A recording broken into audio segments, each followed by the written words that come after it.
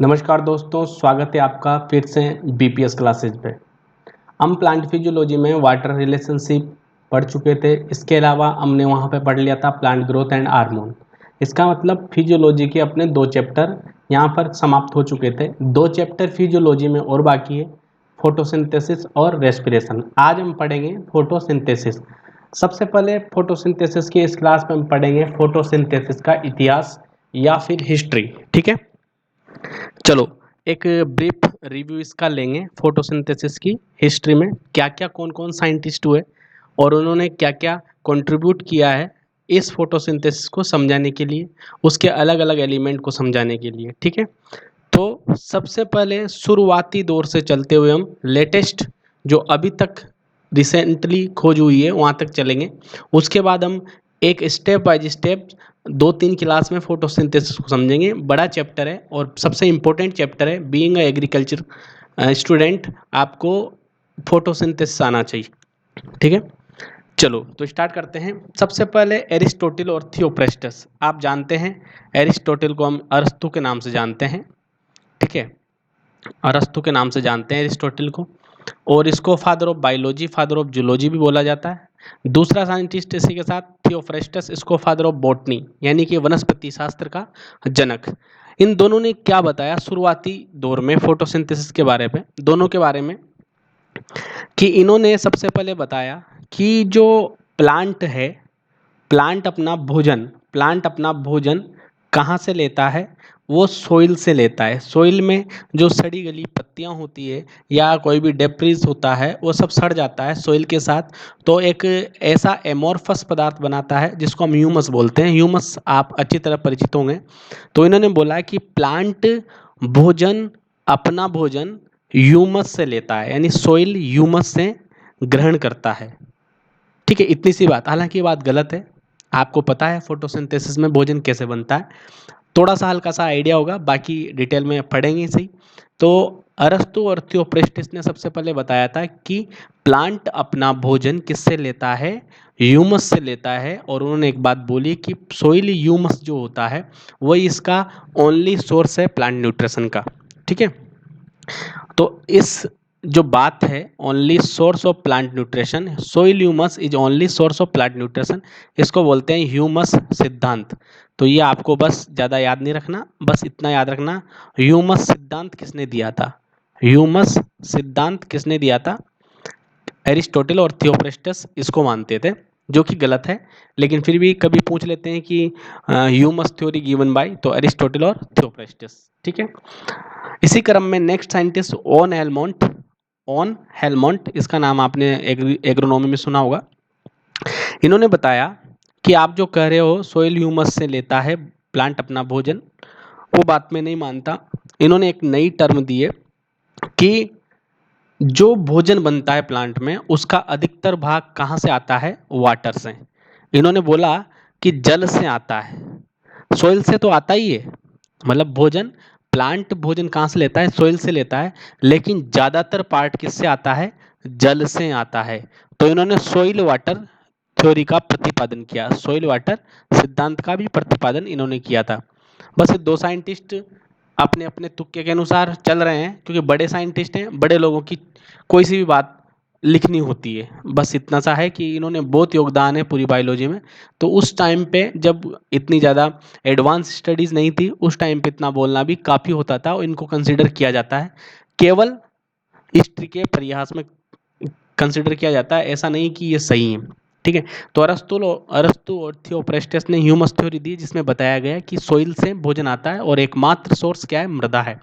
Von एलमोंट ने बताया कि सोइल से आता है, लेकिन ज़्यादातर पार्ट किससे आता है? वाटर से आता है। ठीक है, तो सोइल वाटर सिद्धांत इन्होंने दिया वॉन एलमोंट ने। ठीक है, ये दोनों ही बिल्कुल मिथ्या है, गलत है, लेकिन तुम्हें थोड़ा सा ध्यान रखना पड़ेगा। उसके बाद आते हैं स्टीफन हेल्स, जो कि फादर ऑफ प्लांट फिजियोलॉजी कहलाते हैं, पादप कारिकी के जनक। ठीक है, प्लांट फिजियोलॉजी को बोलते हैं पादप कारिकी, यानी प्लांट फिजियोलॉजी में जो भी प्लांट के अंदर गतिविधियां होती है उसको बोलते हैं फिजियोलॉजी। तो इनके फादर कौन है? Stephen Hales. सबसे पहले ज़्यादातर जानकारी स्टीफन हेल्स ने की थी। कुछ लोग वन सेक्स को भी मानते हैं, लेकिन वो अलग बात है। वो अलग परिदृश्य मानते हैं, लेकिन ज़्यादातर जो फेमस है स्टीफन हेल्स है, इनको बोलते हैं फादर ऑफ प्लांट फिजियोलॉजी। और इंडिया के कौन है? J C Bose, Jagdish Chandra Basu father of Indian plant physiology है। ठीक है, इन्होंने बताया, स्टीफन हेल्स ने सबसे पहले ये जानकारी दी कि प्रकाश संश्लेषण के लिए, देखो पहले भोजन तो बनेगा प्रकाश संश्लेषण से, इन्होंने बताया प्रकाश संश्लेषण की खोज करता है इनको माना जाता है। देखो यहाँ लिखा भी हुआ है डिस्कवरी ऑफ फोटोसिंथेसिस। इन्होंने सबसे पहले बताया कि प्लांट में जो भोजन होता है वो प्रकाश संश्लेषण से आता है, न कि सोइल वाटर न सोइल ह्यूमस से।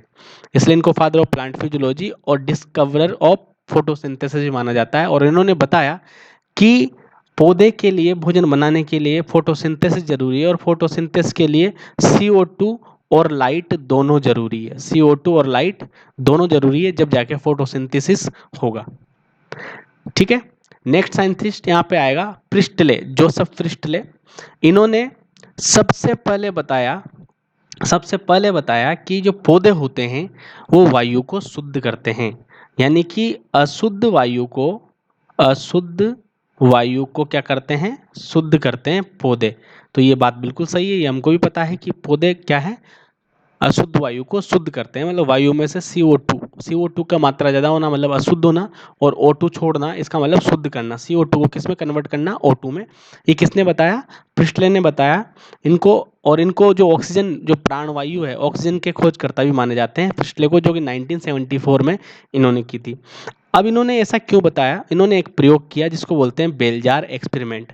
बेलजार एक कांच का बड़ा ऐसे पात्र होता है उल्टा वाला, जो कि पैक्ड होता है, चारों तरफ से पैक होता है। इन्होंने इसमें क्या किया कि इन्होंने इसमें मोमबत्ती जलाई, एक मोमबत्ती यहाँ पर जलाई, कैंडल जलाई, और यहाँ पर एक चूहे को रख दिया।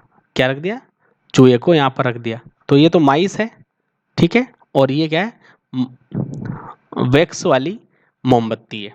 ठीक है, यहाँ जलाया। अब देखो इन्होंने जलाया और ये पूरा कांच से पैक्ड है, बिल्कुल निर्वात है, यहाँ पर कोई हवा का ट्रांजैक्शन नहीं हो रहा है, कोई एयर अंदर नहीं जा रही, कोई एयर बाहर नहीं जा रही है। ठीक है, अब यहाँ पर जो मोमबत्ती जली, थोड़ी देर बाद ये चूहा क्या हो गया? मर गया। ये चूहा मर गया, क्यों? क्योंकि चूहे के शरीर से क्या निकल रही है? O2। चूहे के शरीर से क्या निकल रही है? O2, sorry CO2। चूहे के शरीर से क्या निकलेगी? CO2। चूहा जो है एक प्राणी है और वो O2 लेता है और CO2 छोड़ता है।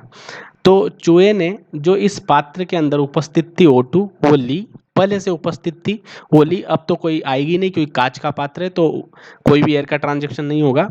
तो यहाँ से पहले से जो O2 है वो इसने ली चूहे ने, और इसने क्या निकाली? CO2 निकाली, और CO2 की मदद से लाइट यानी कि जो मोमबत्ती जली, और मोमबत्ती ने क्या छोड़ा? वापस CO2 छोड़ा। ठीक है, मोमबत्ती ने क्या छोड़ा? CO2। अब देखो इतनी सी बात है कि ये कोई कांच का पात्र लोग है, इसमें थोड़ी बहुत तो ऑक्सीजन रहेगी, और ऑक्सीजन क्या है? जलाने में सहायक होती है।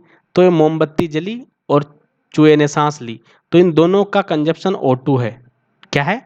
O2 है। तो थोड़ी देर बाद ये चूहा मर जाता है, क्योंकि यहाँ पर पूरी ऑक्सीजन मोमबत्ती ने जलने के लिए और चूहे ने ऑक्सीजन लेने के लिए खत्म कर दी है। तो O2 समाप्त हुई, तो चारों तरफ क्या भर गई? इसमें जलने पर भी क्या निकलती है? CO2 निकलती है, और चूहा भी क्या छोड़ रहा है? CO2 छोड़ रहा है। थोड़ी देर बाद यहाँ पर सब जगह O2 खत्म होकर क्या बची? केवल CO2 बची है, और CO2 ने क्या कर दिया है? चूहे को मार दिया है, और अब मोमबत्ती भी बुझ गई है। जैसे ही चूहा मरा, मोमबत्ती भी क्या हो गई? यहाँ पर बुझ गई है। ठीक है, एक तो ये प्रयोग किया। इसके बाद इन्होंने क्या किया? दूसरा बेल जाल लिया ऐसा, उसमें इन्होंने एक मोमबत्ती रखी, उसको जलाया, एक यहाँ पर चूहा रखा। ठीक है, ये चूहा थोड़ा कमज़ोर वाला चूहा लिया है मैंने। इसके अलावा यहाँ पर एक प्लांट भी रख दिया, इसके अलावा यहाँ पर एक प्लांट यहाँ पर रख दिया है, छोटा सा प्लांट। अब इन्होंने देखा बहुत देर तक कि चूहा भी क्या है? अलाइव यानी जिंदा है, और मोमबत्ती भी क्या है? लिट हो रही है, मतलब जल रही है। तो अब इन्होंने सोचा कि ऐसा इस पौधे ने क्या किया है कि चूहा भी जिंदा है और मोमबत्ती भी जल रही है।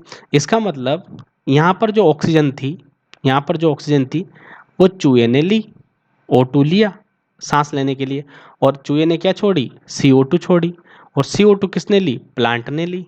CO2 किसने ली? प्लांट ने। और फोटोसिंथेसिस हुआ, प्लांट ने क्या छोड़ा? ऑक्सीजन।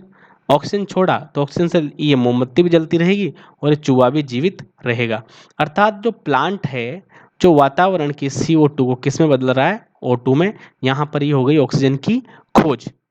ठीक है, तो इसको ही बोलते हैं बेलजार एक्सपेरिमेंट। मैंने शॉर्ट में यहाँ पे समझा दिया है कि पौधा आने से चूहा भी जिंदा रहता है और मोमबत्ती भी जलती है। इसका मतलब CO2 को लेकर पौधा O2 दे रहा है, जिससे मोमबत्ती और चूहा दोनों ही अपनी अपनी काम कर रहे हैं। यहाँ तक क्लियर है बात?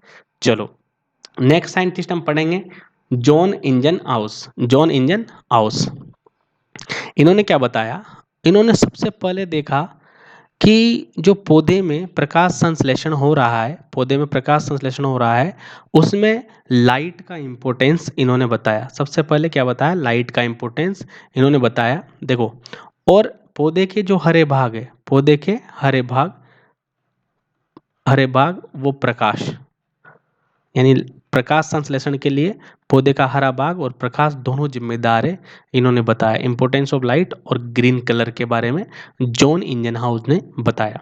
और इन्होंने बताया कि जो ऑक्सीजन निकली है प्रकाश संश्लेषण में, जो ऑक्सीजन बाहर निकली है वो पौधे के ग्रीन भाग से आ रही है, मतलब जहाँ पर क्लोरोप्लास्ट है वहाँ से आ रही है। तो इन्होंने सबसे पहले प्रकाश संश्लेषण में निकलने वाली ऑक्सीजन के बारे में बताया, जो कि कब आती है? जब लाइट पड़ती है। सीधा सा बात है, इन्होंने प्रकाश संश्लेषण को थोड़ा डिस्क्राइब किया और ये बताया कि पौधे के जो हरे भाग होते हैं, जहाँ पर फोटोसिंथेसिस चलता है, वहाँ पर लाइट गिरने पर पौधे के हरे भाग पर लाइट गिरने पर ऑक्सीजन वहाँ से लिबरेट होती है, निकलती है। ठीक है, तो सबसे पहले ऑक्सीजन का लिबरेशन और ग्रीन प्लांट और लाइट का प्रेजेंस किन्होंने बताई? जॉन इंजन हाउस ने। ठीक है, नेक्स्ट साइंटिस्ट पेलेटियर और केवेंट्यू, इनको बोलते हैं पेलेटियर और केवेंट्यू। ठीक है, इन्होंने सबसे पहले क्लोरोप्लास्ट के अंदर जो वर्णक पाया जाता है, जिसको बोलते हैं क्लोरोफिल या पर्णहरित, जिसको हम शॉर्ट में CHL ऐसे लिख देते हैं। Chlorophyll A, chlorophyll B, C, D, E, bacterio chlorophyll, अलग अलग प्रकार के क्लोरोफिल या पर्णहरित होते हैं। तो पर्णहरित के बारे में खोज पेलेटियर और केवेंट्यू ने की थी, और इसका नाम क्लोरोफिल भी किन्होंने दिया था? पेलेटियर और केवेंट्यू ने ही दिया था। ठीक है, इसके बाद नेक्स्ट साइंटिस्ट है अपने पास रॉबर्ट मायर। बहुत बड़े साइंटिस्ट हैं ये। बायोलॉजी में इनका नाम सुना होगा, इकोलॉजी में ज़्यादातर। रॉबर्ट मायर, उन्होंने क्या बताया? देखो, इन्होंने बताया कि पौधे होते हैं वो लाइट एनर्जी को क्या करते हैं? लाइट एनर्जी आ रही है, light is the form of energy. Light energy आई और पौधे ने क्या किया? इस पौधे ने कन्वर्ट करके किस में बदल दिया है? केमिकल एनर्जी में। किस में बदल दिया है? केमिकल एनर्जी में बदल दिया है। और केमिकल एनर्जी में बदल के इसको लाइट एनर्जी को केमिकल एनर्जी में बांध दिया है C6H12O6, यानी कि ग्लूकोज या कार्बोहाइड्रेट, या इसको बोलते हैं ऑर्गेनिक पदार्थ। क्या बोलते हैं? ऑर्गेनिक प्रोडक्ट बोलते हैं। तो इन्होंने बताया कि जो लाइट एनर्जी को क्या करते हैं? पौधे कन्वर्ट कर देते हैं। पौधे किसका काम करते हैं? कन्वर्टर का काम करते हैं। और इन्होंने बोला कि देखो, ऊर्जा संरक्षण का सिद्धांत, जो कि E = mc² आइंस्टीन के अनुसार, तो एनर्जी कंजर्वेशन लो, ऊर्जा संरक्षण के सिद्धांत पौधे पर भी दिए कि प्रकाश संश्लेषण यानी photosynthesis is a process of energy conservation. किसकी किसकी प्रोसेस है? ऊर्जा संरक्षण की। जैसे लाइट एनर्जी खत्म नहीं हुई है, वो किस में बदल गई है? केमिकल एनर्जी में बदल गई है। इनको बदलने वाले कौन है? पौधे हैं। लाइट एनर्जी पौधों पे गिरी, उसका हरा भाग काम आया, प्रकाश संश्लेषण हुआ, तो लाइट एनर्जी को ट्रैप कर लिया है किस रूप में? केमिकल एनर्जी के रूप में। और वो केमिकल एनर्जी को कन्वर्ट करते हैं प्रोडक्ट के रूप में, जिसको बोलते हैं ऑर्गेनिक प्रोडक्ट। यहाँ तक क्लियर बात है? तो यहाँ पर एनर्जी कंजर्वेशन के लॉ पूरी दुनिया में, पूरे ग्लोब में फॉलो होते हैं, तो यहाँ पर भी फॉलो होगा कि कोई भी एनर्जी कभी भी पैदा नहीं होती, ना ही समाप्त होती है, वो एक रूप से दूसरे रूप में बदलती रहती है। अर्थात लाइट एनर्जी को किस में बदल दिया है? केमिकल एनर्जी में। नेक्स्ट है विल स्टारर, स्टॉल और फिशर। इंपॉर्टेंट साइंटिस्ट है विल स्टारर, स्टॉल और फिशर, जो कि खोज की थी पेलेटियर और केवेंटिनो। यहाँ पे किसकी? क्लोरोफिल की खोज की थी केवल उन्होंने, लेकिन उसकी पूरी केमिस्ट्री यानी उसके रासायनिक जो फॉर्मूला है, उसकी अलग अलग प्रकार की केमिकल रिएक्शंस है, और क्या क्या क्लोरोफिल में होता है। जैसे 4 पायरोल रिंग्स होती है, 4 फायरिन वलय होता है, उसके अंदर मैग्नीशियम होता है, पूंछ होती है, टेल यानी हेड होता है, टेल होता है, कैसे रिएक्ट करता है, ये सारी केमिस्ट्री किन्होंने समझाई, क्लोरोफिल ए की समझाई है। किन्होंने, विलिस्टारर, स्टॉल और फिशर ने क्लोरोफिल ए की केमिस्ट्री को समझाया है।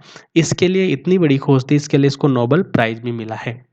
ठीक है, जैसे क्लोरोफिल ए का फॉर्मूला C55H72 O6N4 Mg है।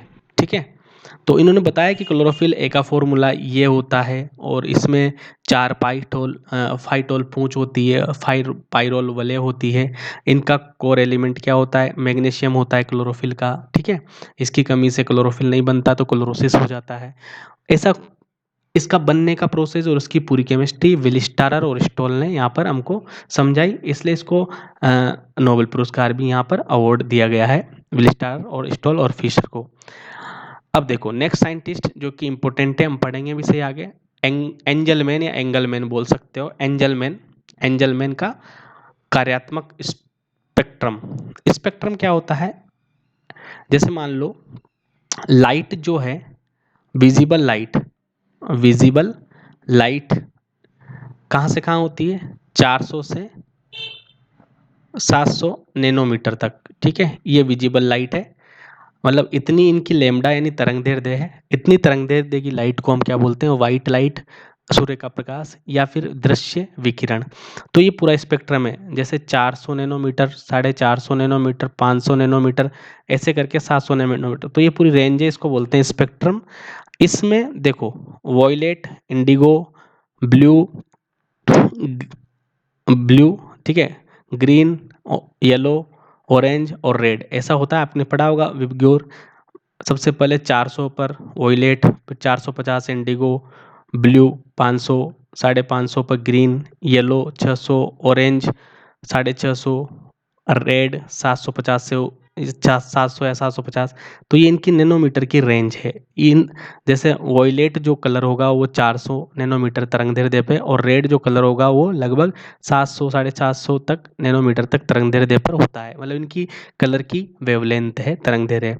तो ये पूरी रेंज को, इसको स्पेक्ट्रम बोला है। अब स्पेक्ट्रम का मतलब अगर लाइट पड़ेगी पौधे पर, लाइट यानी कि वाइट लाइट यानी प्रकाश पड़ेगा, जिसको बोलते हैं photosynthetic active radiation, white light या लाइट ऑफ सन, सन की लाइट जिसमें हम देख सकते हैं उसको दृश्य लाइट बोलते हैं, उस पर ही पौधा प्रकाश संश्लेषण करता है।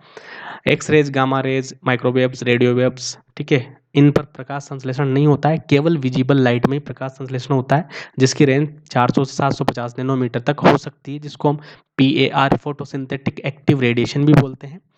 तो उनमें से अलग अलग कलर, अलग अलग रेंज के होते हैं।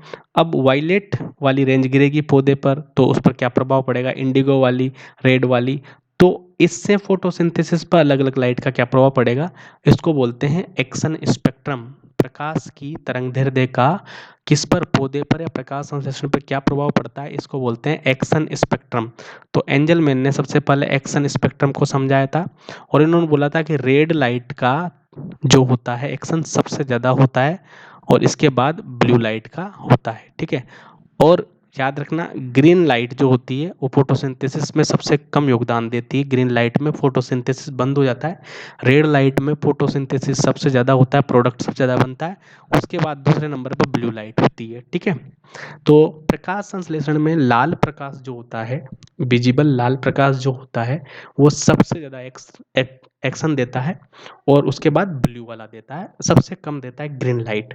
मतलब पौधे पर आप ग्रीन लाइट डालोगे, केवल ग्रीन लाइट, तो पौधा प्रकाश संश्लेषण की क्रिया बंद कर देगा, और अगर आप पौधे पर रेड लाइट डालोगे तो सबसे ज़्यादा फोटोसिंथेसिस वहाँ पर होगा, उसके बाद दूसरे नंबर पर ब्लू का। ठीक है, तो इन्होंने एक्शन स्पेक्ट्रम कौन से कलर का पौधे के क्या एक्शन है, ये स्पेक्ट्रम किन्होंने दिया था, एंजलमैन ने। और इस पे प्रयोग करते हुए स्पायरोगायरा और क्लेडोफोरा, ये क्या है, एल्गी है, एल्गी यानी शैवाल, इस पर, और एक वायवीय जीवाणु एरोबिक बैक्टीरिया पर एक्सपेरिमेंट करते हुए इन्होंने दिया था।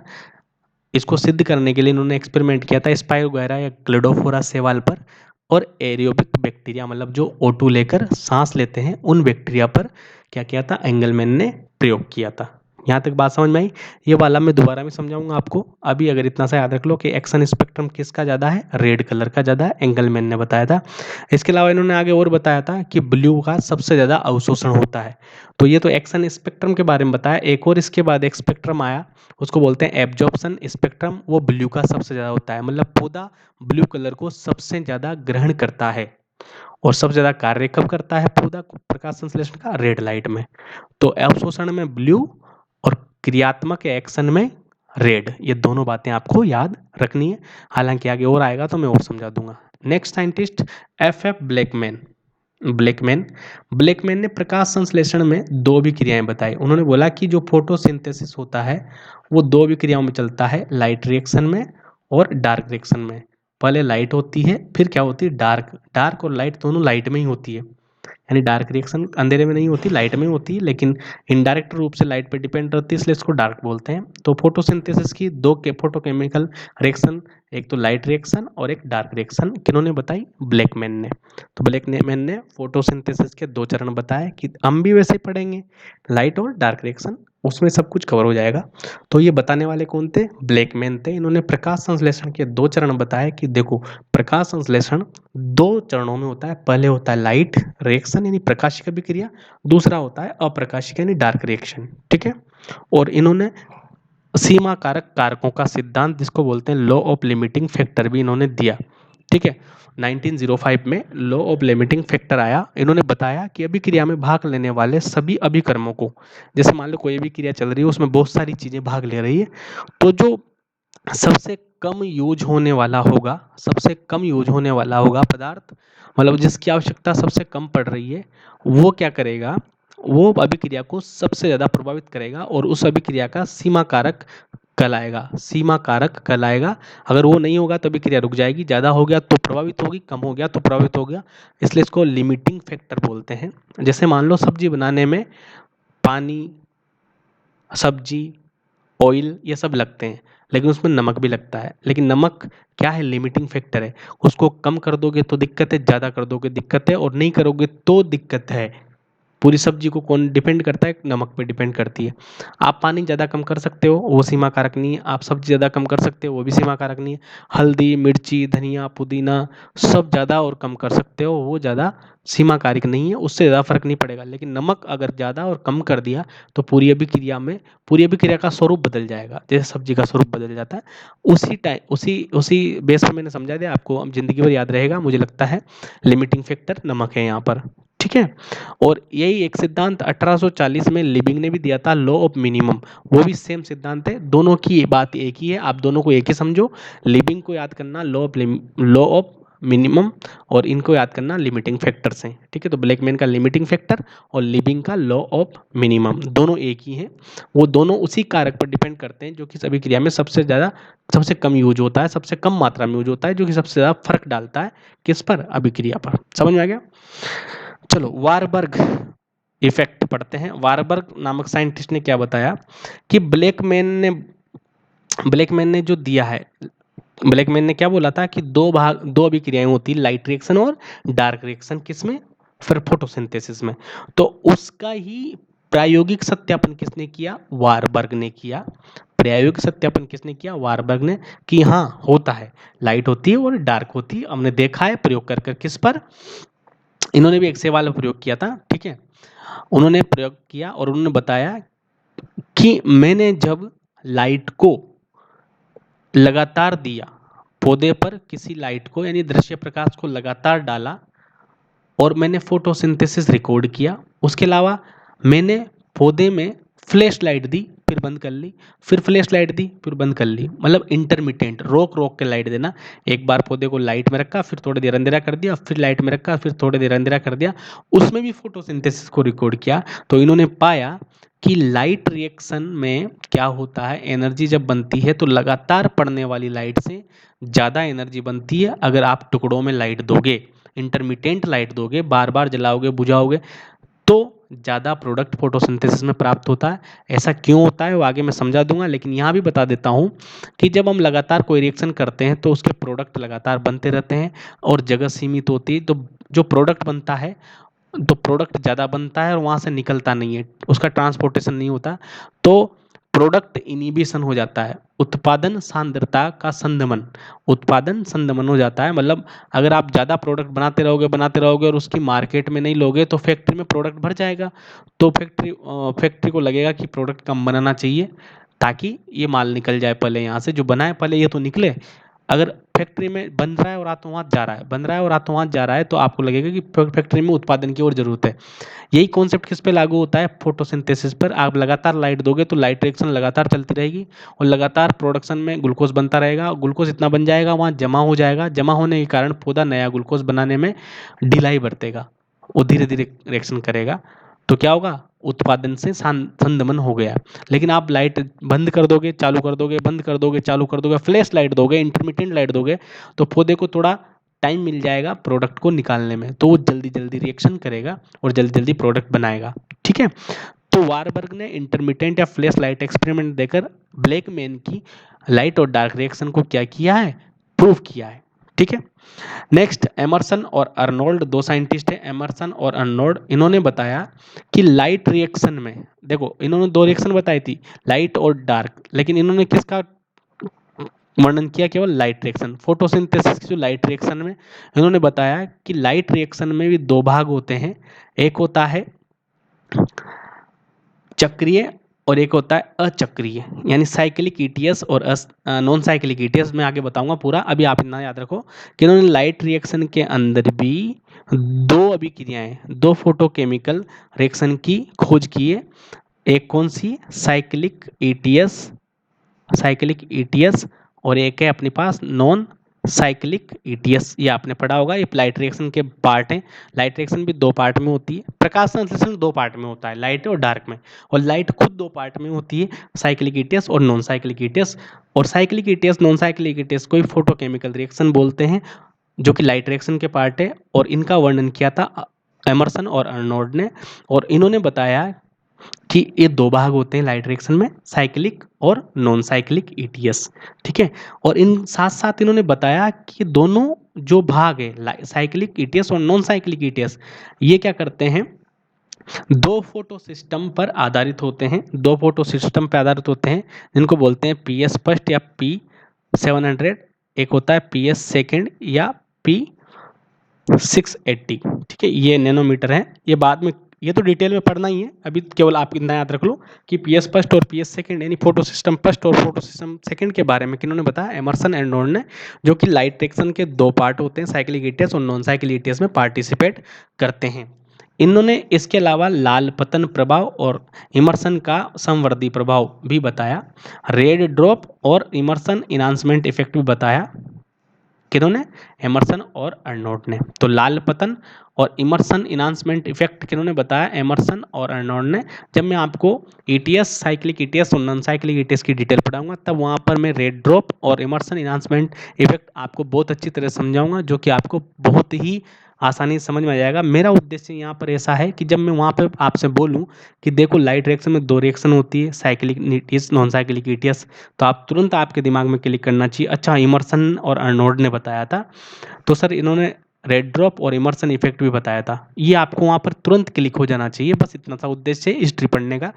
हिस्ट्री की बातें हम पूरी डिटेल में देखेंगे आगे। तो यहाँ पर लाल पतन यानी रेड ड्रॉप और इमर्सन का संवर्धी प्रभाव भी किन्होंने बताया? इमर्सन और अर्नोल्ड ने। ठीक है, नेक्स्ट साइंटिस्ट है अपने पास रॉबर्ट हिल और बेंडाल। रॉबर्ट हिल और बेंडाल, रॉबर्ट हिल के बारे में आपने पढ़ा होगा, हिल रिएक्शन जो होती है उसके बारे में पढ़ा होगा, सुना होगा, या आपने बुक्स में पढ़ा होगा कहीं, वो हम डिटेल में पढ़ेंगे। लेकिन यहाँ पर अभी साइंटिस्ट रॉबर्ट हिल और बेंडाल का क्या काम है, बस वो देख लेते हैं। रॉबर्ट हिल और बेंडाल ने क्या किया है? इन्होंने लाइट रिएक्शन की डिटेल स्टडी की है। देखो, लाइट रिएक्शन, डार्क रिएक्शन के बारे में बताया था ब्लैकमैन ने, फिर लाइट रिएक्शन में दो रिएक्शन बताई थी एमर्सन और अर्नोल्ड ने, और रॉबर्ट हिल और बेंडाल ने क्या किया? उसी लाइट रिएक्शन की डिटेल स्टडी कर डाली। और किस पे? उन्होंने अलग क्लोरोप्लास्ट निकाल लिया, सेपरेट कर लिया क्लोरोप्लास्ट। एक प्लांट है स्टिल एरिया प्लांट, उससे क्लोरोप्लास्ट निकाल लिया और उस पर लाइट रिएक्शन की डिटेल स्टडी रॉबर्ट हिल और बेंडाल ने की। इन्होंने बताया कि जो लाइट रिएक्शन होती है, यानी प्रकाशिक अभिक्रिया होती है, उसमें क्या होता है? जल का यानी वाटर का फोटो ऑक्सीडेशन होता है, यानी प्रकाश ऑक्सीकरण होता है, जल का टूटना प्रकाश की उपस्थिति में, जल का ऑक्सीकरण किसमें, प्रकाश की उपस्थिति में होना क्या कहलाता है, ये कहलाता है फोटो ऑक्सीडेशन या फोटोलाइसिस ऑफ वाटर। जैसे H2 है, इसको तोड़ दो H प्लस OH माइनस में, तो ये जल टूट गया। ठीक है, तो इसको बोलते हैं, और ये अगर लाइट की प्रेजेंस में हुआ, प्रकाश की प्रेजेंस में हुआ, तो इसको बोलते हैं फोटो ऑक्सीडेशन, यानी प्रकाश ऑक्सीकरण बोलते हैं जल का। ठीक है, और ये क्लोरोप्लास्ट का सबसे प्रमुख काम है, ये इन्होंने बताया। क्लोरोप्लास्ट में क्या होता है कि जल होता है, जल प्रकाश की उपस्थिति में टूट जाता है, उसको प्रकाश का ऑक्सीकरण कहते हैं लाइट रिएक्शन में। ठीक है, तो ये इन्होंने बताया। इसके अलावा इन्होंने बताया कि जो जल टूट रहा है, ठीक है, जो जल टूट रहा है, जल का प्रकाशीय अपघटन या फोटो ऑक्सीडेशन हो रहा है, उसकी वजह से क्या निकलती है, O2। तो प्रकाश संश्लेषण में जल में से O2 आती है। ऑक्सीजन जो प्रकाश संश्लेषण में निकलती है वो कहाँ से आती है, जल से आती है। आपको भी ज़्यादा दिमाग लगाने की बिल्कुल जरूरत नहीं है, मैं डिटेल में पढ़ाऊंगा, आपको साइंटिस्ट का काम याद होना चाहिए बस यहाँ पर। बाकी सर समझ में नहीं आया ये कैसे हुआ, तो ये तो डिटेल में पढ़ेंगे ना, आगे पढ़ेंगे। ठीक है, तो ऑक्सीजन कहाँ से रिलीज होती है, जल के टूटने से ऑक्सीजन का रिलीज होना होता है लाइट रिएक्शन में, जो कि कब होती है, जब वहाँ पर हिल रिएजेंट, देखो इन्होंने अपने नाम से ही क्या कर दिया, रिएजेंट का नाम डाल दिया हिल रिएजेंट, यानी कि हिल अभिकर्मक उपस्थित होते हैं। किस लिए, इलेक्ट्रॉन के एक्सेप्टर के लिए। अब देखो पूरी बात मैं बताता हूँ कि प्रकाश संश्लेषण की प्रकाशिक अभिक्रिया यानी लाइट रिएक्शन में जल टूटता है तो उससे क्या होता है, ऑक्सीजन निकलती है। ठीक है, जल टूटता है तो उससे ऑक्सीजन निकलती है। और जल कब टूटता है, जल कब टूटता है, जब वहाँ पर इलेक्ट्रॉन ले ग्रहण करने वाले कुछ पदार्थ हो, उस माध्यम में इलेक्ट्रॉन ग्रहण करने वाले कुछ पदार्थ हो, उन पदार्थों को हिल ने हिल अभिकर्मक बोला है। जैसे DCPIP, फेरिसाइनाइड और NADH। हम NADH का उपयोग करेंगे पढ़ते हुए, याद रखना। लेकिन DCPIP, फेरिसाइनाइड और NADH आपको याद होना चाहिए, ये हिल रिएजेंट है। इनकी उपस्थिति के बिना जल नहीं टूटेगा और ऑक्सीजन नहीं निकालेगा, क्योंकि ये इलेक्ट्रॉन एक्सेप्टर है, क्योंकि ये वाले इलेक्ट्रॉन को लेना पड़ता है। ठीक है, H प्लस को भी लेना पड़ता है और OH माइनस के इस इलेक्ट्रॉन को यहाँ पर ग्रहण करना पड़ता है। जब तक ये ग्रहण नहीं करने वाला कोई होगा इलेक्ट्रॉन को, तब तक ये जल नहीं टूटेगा। बस इतना याद रखो। और उन्होंने पूरी लाइट रिएक्शन को ही क्या बोल दिया, हिल रिएक्शन, क्योंकि हिल ने समझाया पूरा ये लाइट रिएक्शन को, तो इन्होंने हिल रिएक्शन बोल दिया। तो रॉबर्ट हिल और बेंडाल का बहुत बड़ा काम है लाइट रिएक्शन को समझाने के लिए, इसलिए लाइट रिएक्शन को ही क्या बोलते हैं, हिल रिएक्शन। क्लियर यहाँ तक। इसके अलावा नेक्स्ट साइंटिस्ट वान नील आया। वान नील ने सबसे पहले सल्फर बैक्टीरिया पर प्रयोग किया, जो कि जल नहीं लेता था, क्या लेता था, प्रकाश संश्लेषण में क्या यूज करता था, H2S, हाइड्रोजन सल्फाइड यूज करता था, इसलिए उनको सल्फर बैक्टीरिया बोलते हैं।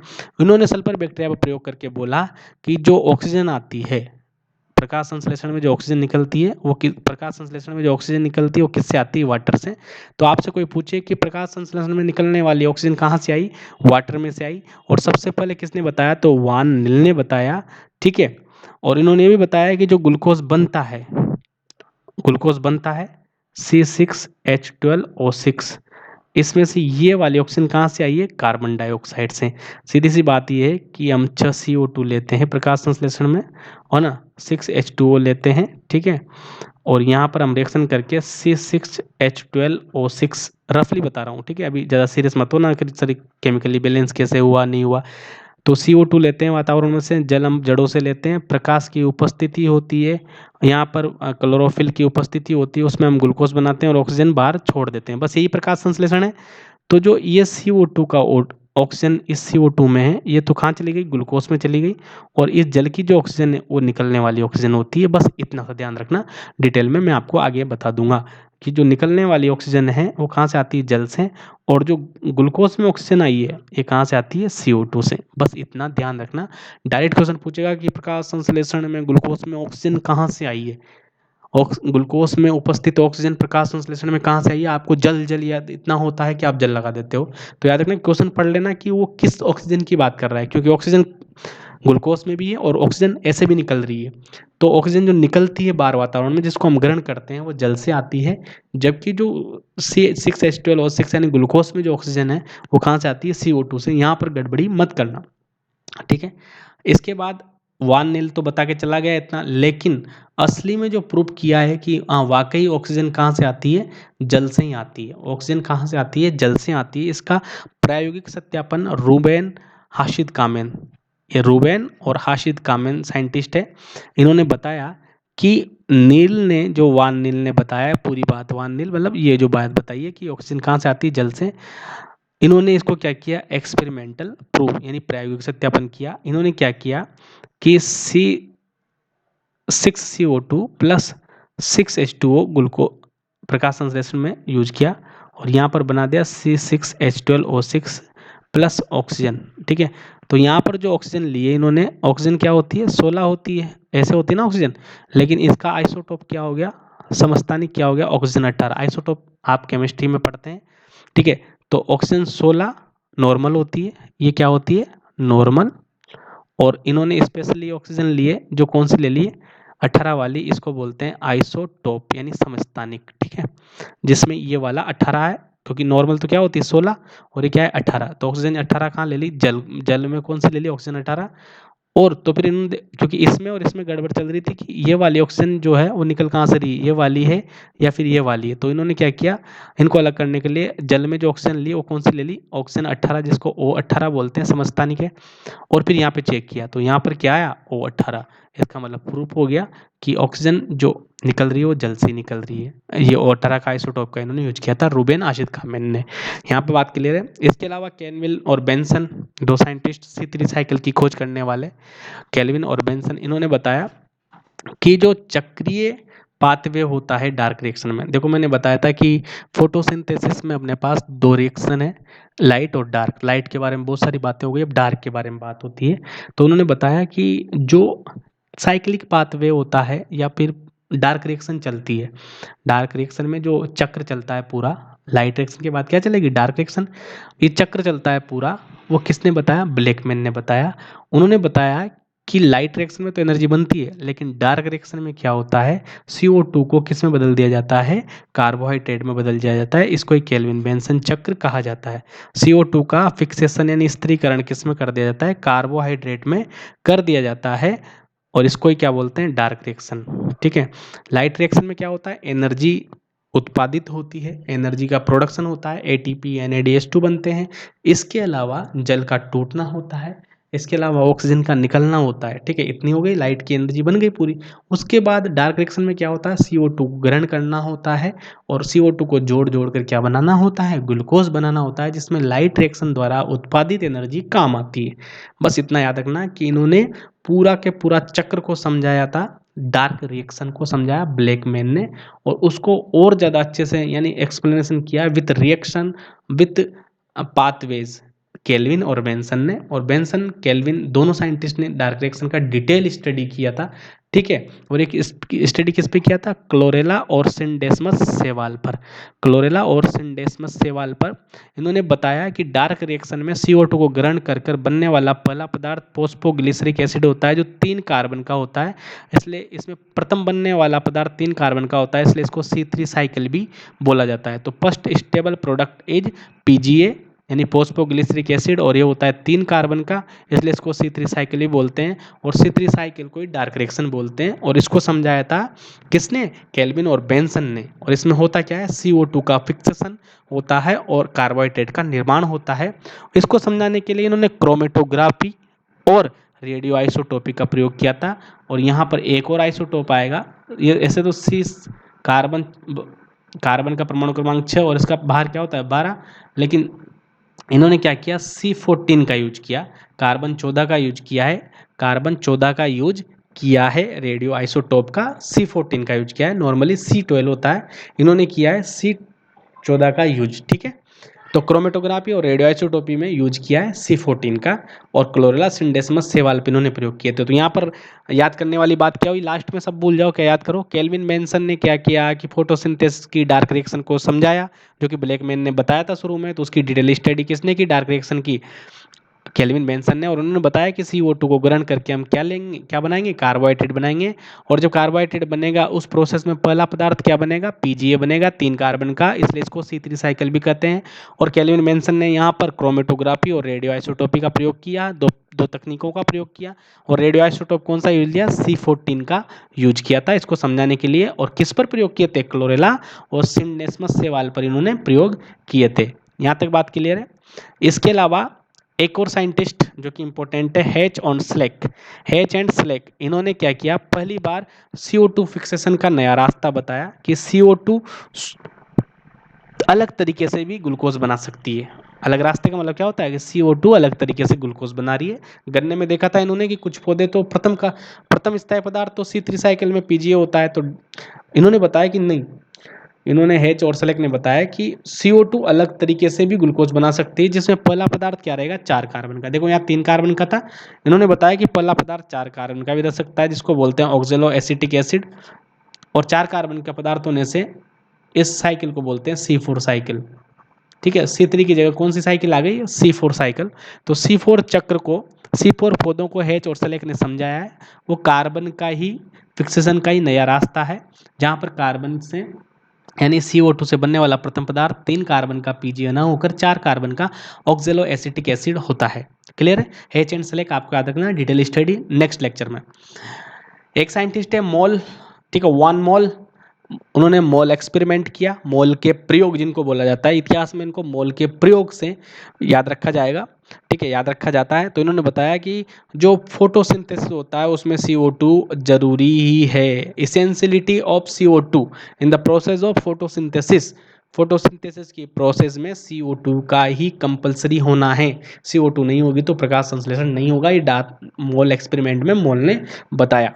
ठीक है, नेक्स्ट एक्सपेरिमेंट करने वाले साइंटिस्ट JB बोसिन-गोल्ट, बोसिन-गोल्ट का नाम आपने सुना होगा, फील्ड प्लॉट एक्सपेरिमेंट दिया एग्रीकल्चर में। ठीक है, बोसिन-गोल्ट ने आप बताया था फोटोसिंथेसिस क्वोशिएंट, यानी प्रकाश संश्लेषण गुणांक, प्रकाश संश्लेषण गुणांक, इन्होंने बताया कि निकलने वाली प्रकाश संश्लेषण में निकलने वाली ऑक्सीजन बटा उसमें उपयोग में आई CO2 क्या होती है, हमेशा 1 होती है, मतलब इनका अनुपात क्या होता है, 1 होता है, जैसे 6CO2 plus 6H2O is equal to C6H12O6 plus 6O2। ठीक है, तो यहाँ पे कितनी ऑक्सीजन निकल रही है, 6, और कितनी CO2 यूज हो रही है, 6। तो PQ निकालो, इसका PQ निकालोगे तो क्या आएगा, ऑक्सीजन 6O2 और लेने वाली कितनी है, 6CO2, तो ये कट गया एक बार। ठीक है, तो प्रकाश संश्लेषण गुणांक क्या होता है, प्रकाश संश्लेषण में उपयोग होने वाली CO2, ठीक है, निकलने वाली O2 तथा CO2 का अनुपात क्या होता है, प्रकाश संश्लेषण गुणांक होता है, जो कि ऑलवेज 1 होता है।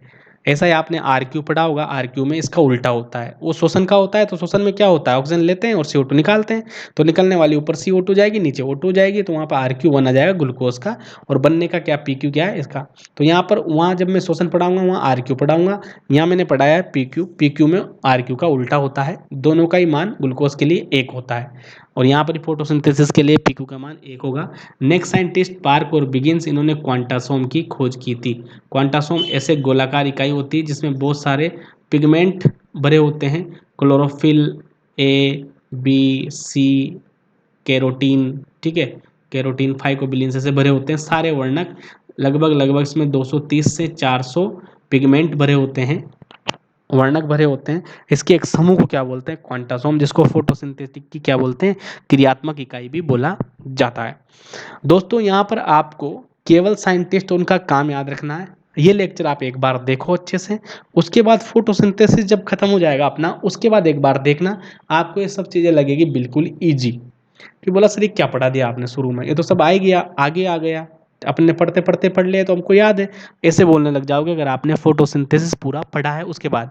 शुरुआती दौर में सबको कठिन लगता है, तो धीरे धीरे ये कम से कम 15 या 20 वैज्ञानिक जो मैंने पढ़ाए हैं वो आपको याद रखने हैं। डायरेक्ट क्वेश्चन आएगा तो हम यहाँ से कर देंगे। जो मान लो फोटोसिंथेसिस पढ़ने का शौक नहीं है, जिसको बोला नहीं सर बहुत टफ है मुझे समझ नहीं आता, तो आप इनको रट लेना, इसमें से साइंटिस्ट बाहर नहीं जाएगा। लेकिन अगर आपने फोटोसिंथेसिस पढ़ा है, आगे पढ़ाऊँगा जो पढ़ाएगा मैंने पढ़ाऊँगा, उसमें अगर पढ़ लिया तो इनको याद करने की भी जरूरत नहीं है, अपने आप ही बोल उठेंगे, अपने आप याद हो जाएंगे। चलो मिलते हैं नेक्स्ट क्लास में, जब तक के लिए बहुत बहुत धन्यवाद। आप शेयर करते रहिए